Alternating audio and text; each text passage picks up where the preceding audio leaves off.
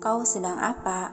Suara Egy yang baru saja memasuki ruangan makan menegur Anissa yang tengah mengangkut masakan hasil buatan sendiri ke atas meja makan.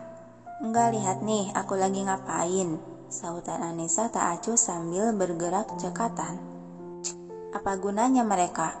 Jika membawa masakan saja masih kau yang kerjakan. Sebal Egy melirik sinis ke arah para pelayan yang padahal sedang membersihkan dapur bekas memasak. Karena memang jarak dari dapur ke ruangan makan itu cukup dekat dan terlihat. Apaan sih? Mereka juga kan lagi bantuin.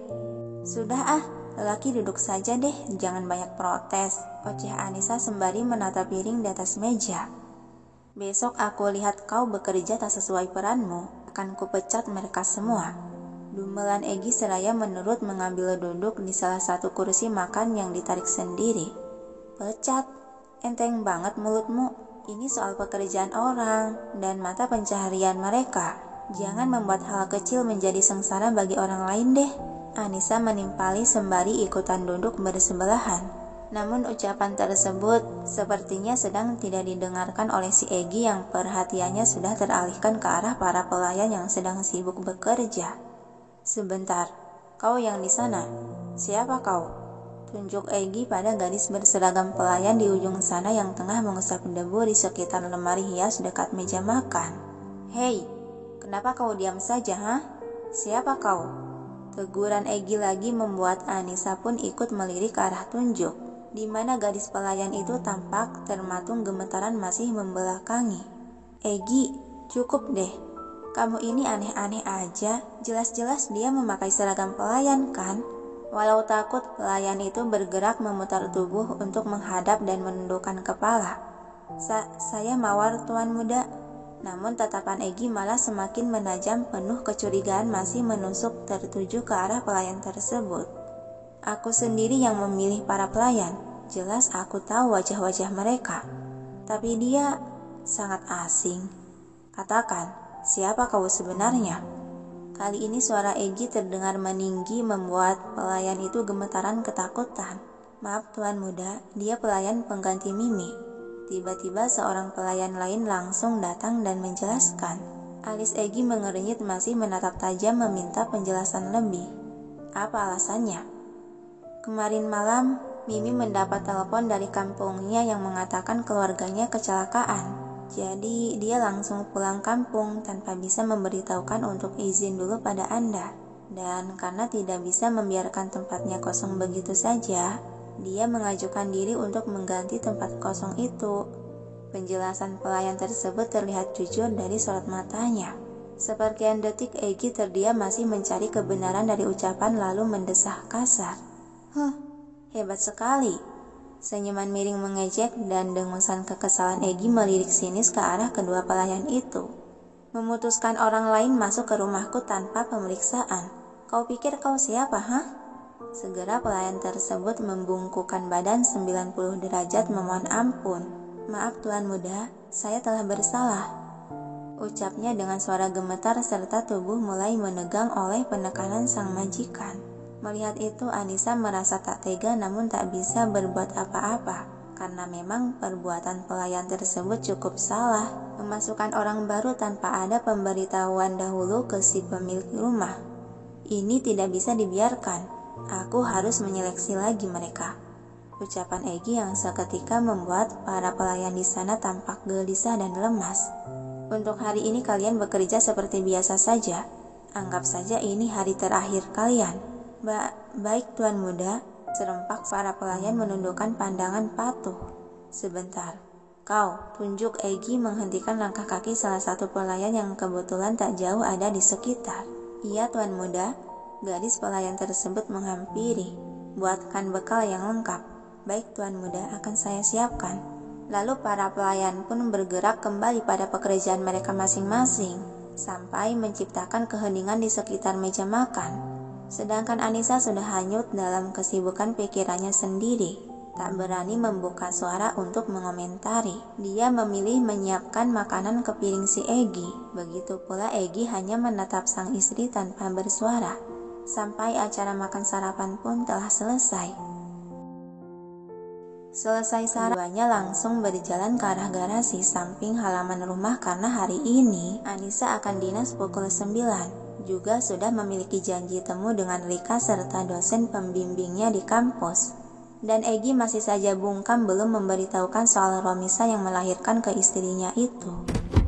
Egy membukakan pintu mobil penumpang depan. Masuklah Anissa, titah dia pada gadis yang masih mematung di sisi mobil. Oh iya, yang langsung dituruti oleh gadis itu memasuki mobil dan duduk di kursi penumpang depan. Egy memutari setengah mobil ikut memasuki mobil dan duduk di kursi kemudi. Kemudian ia menaruh paper bag ke dashboard tengah. Lalu beralih mendekat ke arah Anissa hendak menarik seatbelt. Namun dengan refleks Anissa memundurkan punggung sampai mentok ke senderan kursi. Biar aku saja, untuk menghindari kegugupan yang akan membuat jantungnya semakin berdegup cepat. Secepat kilat dia meraih tali seatbelt sebelum si Egy menyentuhnya. Helaan napas pelan Egy menarik diri kembali ke posisi dan menarik seatbelt untuk dilingkarkan ke tubuhnya sendiri. Kedua mata Anissa tak sengaja melirik sebuah paper bag di atas dashboard tengah. Egy, kau bawa bekal? Bukannya sudah enggak sekolah lagi? Tanya dia heran karena dirinya tidak merasa membuatkan bekal. Untuk makan siangmu, jawab Egy yang mulai menyalakan mesin mobil dan melajukannya melewati gerbang rumah yang telah dibukakan oleh Pak Sapang. Hingga kini mobil putih itu telah melaju di jalanan perumahan dengan kecepatan sedang.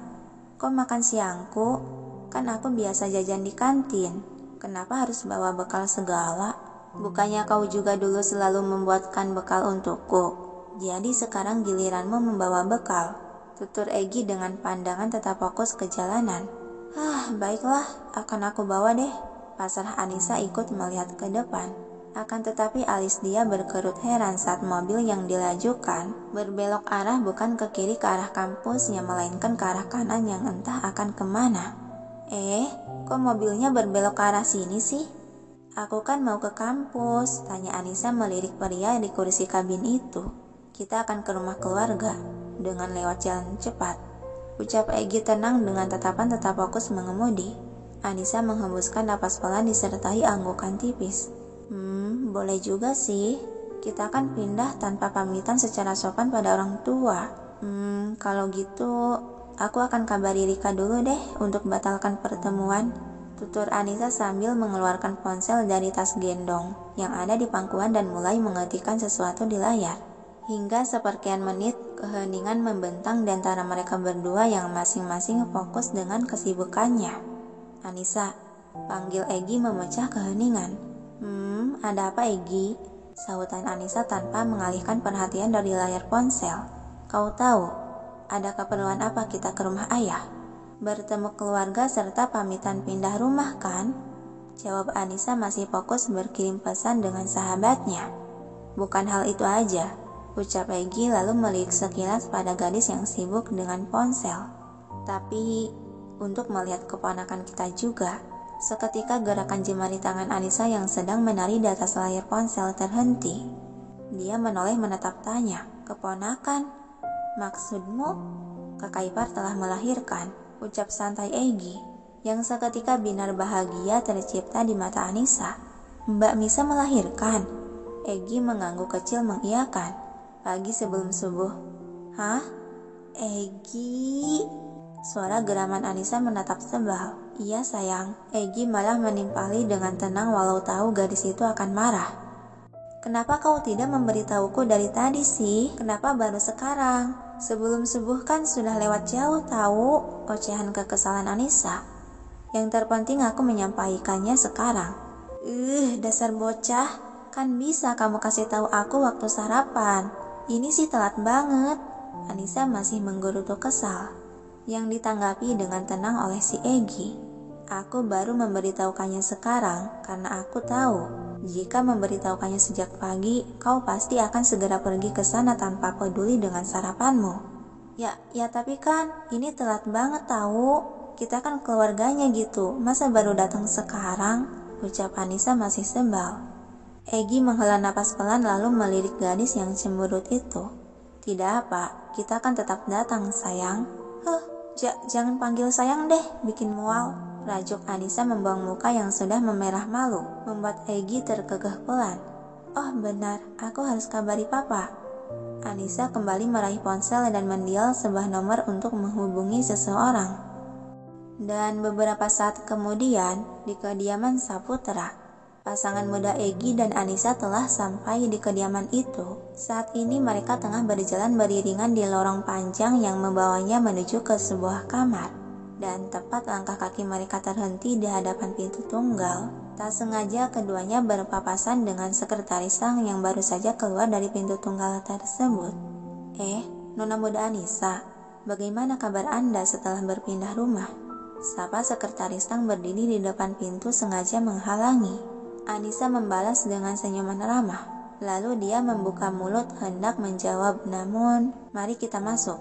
Serobot Egy sembari merangkul bahu sang istri dan menuntunnya agar mengikuti langkahnya. Dan sengaja Egy menubruk bahu sekretaris Sang sehingga tersingkir dari jalan, lalu melewatinya begitu saja dan memasuki pintu kamar.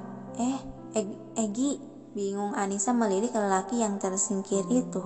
Menurutlah Anissa, remasan di bahu Anissa membuat gadis itu dengan pasrah mengikuti. Tapi gak sopan tahu ditanya malah diabaikan begitu saja. Peduli sekali dengan sopan santun terhadap dia, ketus Egy. Ye, kamu mah. Sementara sekretaris Sang yang merasa diabaikan begitu hanya mengulas senyuman di sudut bibir dan menggelengkan kepala beberapa kali, merasa menyenangkan menggoda pasangan muda tersebut. Anissa dan Egy melewati pintu kembar otomatis setelah diperbolehkan oleh Cesa yang menjaga pintu kamar. Dan begitu memasuki kamar, pandangan mereka langsung disuguhkan oleh pemandangan di mana di sana terlihat ada sekitar 5 wanita berseragam babysitter mengelilingi sebuah sekatan dinding transparan tempat box si bayi berada, serta Romisa yang tampak lelap tertidur di atas ranjang, sedangkan Arga terduduk di sisi kasur memandangi sang istri. Anissa mencubit lengan si Egy yang berada di sebelahnya. Sontak Egy langsung menoleh menatap tanya, "Ada apa?" Anissa mengibaskan kedua tangan sebagai isyarat agar lelaki itu merunduk, yang segera dituruti oleh Egy merundukkan kepala ketika Anissa berjinjit untuk membisikkan sesuatu. "Sepertinya kita datang di waktu yang kurang tepat deh. Apa kita balik aja nanti ke sini lagi?" Ini sudah terlanjur. Tapi Mbak Misanya lagi tidur loh. Nanti ganggu dong. Tidak apa. Ih, kamu mah. Sebal Anissa geregetan dan refleks mencubit gemas lengan si Egy, yang malah lelaki itu terkekeh pelan. Arga yang baru menyadari akan kehadiran pasangan tersebut, segera dia berjalan menghampiri keduanya. "Egy," keduanya menoleh ke arah lelaki yang sudah ada di hadapan mereka. "Oh, kakak ipar." Anissa tersenyum malu dan canggung, yang dibalas anggukan tipis dari Arga lalu memberikan isyarat mata pada Egy yang berarti, "Ikuti kakak, kita pindah tempat." Egy yang mengerti akan isyarat tersebut menarik tangan Anissa untuk mengikuti langkah kaki Arga yang berjalan menuju ke sofa televisi. Arga langsung terduduk di sofa tunggal menatap ke arah kedua orang yang sudah terduduk di sofa panjang seberang hanya terhalang oleh meja saja. "Maaf adik ipar, istriku baru saja tertidur." Dia memulai obrolan. Anissa mengulum senyum merasa canggung. Iya kakak ipar, tidak apa.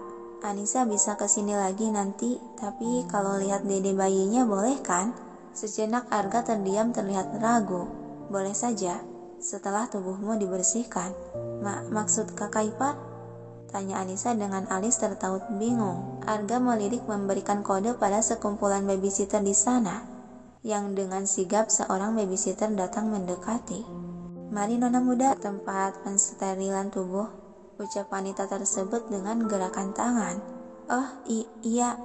Anissa mengangguk pasrah beranjak berdiri mengikuti langkah kaki wanita itu, yang membawanya ke sebuah pintu transparan seperti box berukuran besar yang bisa muat 2 orang dewasa di dalamnya. "Kau tidak ikut?" tanya Arga melirik Egy yang masih terduduk diam memainkan ponsel. Sekilas Egy menatap orang di seberang. "Siapa nama anakmu?" Dia malah mengajukan pertanyaan. "Al-Fatih Galuh Saputra," jawab Arga tersenyum tipis. Berarti lelaki ya?" Manggut-manggut Egy kembali menatap layar ponsel. "Dia sudah lahir beberapa jam lalu, Tapi kau baru tahu kalau dia seorang lelaki. Sungguh adik tak berperasaan. Yang hanya dibalas keterdiaman Egy yang sudah hanyut ke dalam dunianya sendiri sibuk memainkan ponsel.